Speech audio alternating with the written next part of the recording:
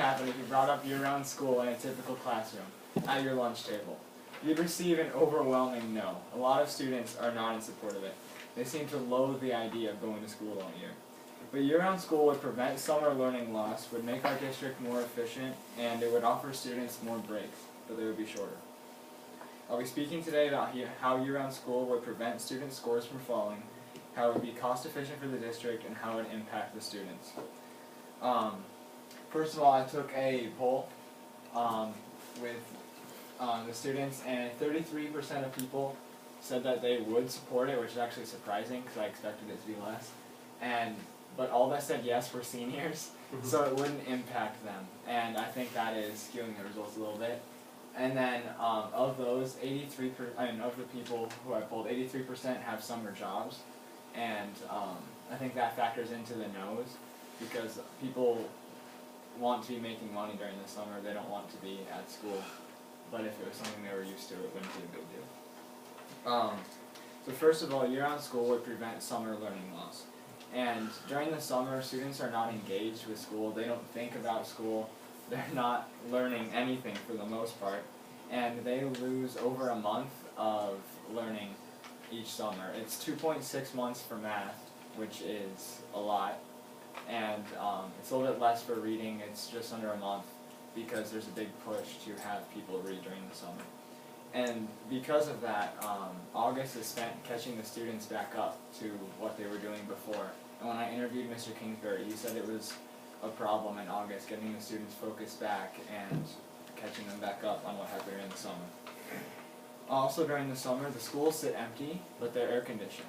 And year-round school would make this cost more efficient. Instead of heating and cooling empty classrooms, you'd have students there.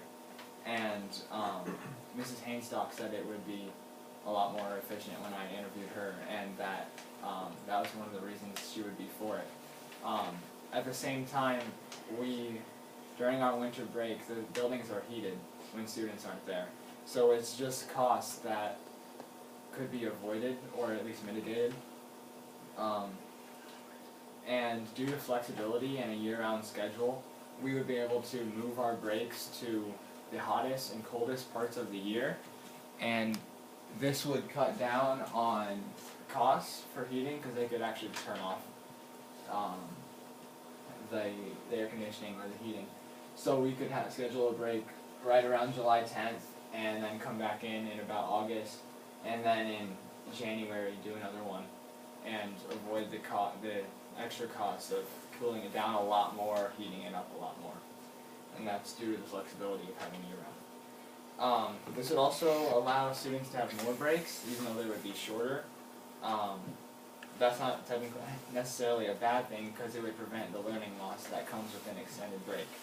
And by the end of a long session in school, such as the first trimester, we have almost no breaks. The students start to get tired of school already, and having breaks thrown in more often would keep them fresh and happy instead of dreading going to school, and that's just a psychological thing. And Mr. Kingsbury had the idea that the breaks thrown in could be used to catch students back up if they're falling behind.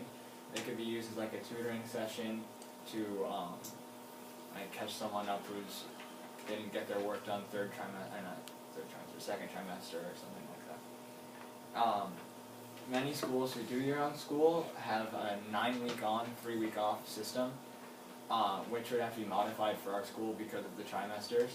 So we could do like a trimester and then have 2 weeks off or something like that, and that would break up the year up a lot more, and it would avoid the long period of learning loss that goes on. Also, year-round school would keep students focused, engaged, and fed during the summer.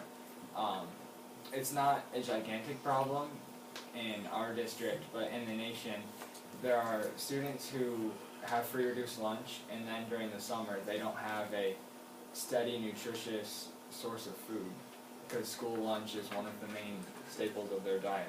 Having school year-round would fix this, at least a small amount in our district that it happens. And like I said earlier, summer break seems to extend into August, and that's a problem with focus.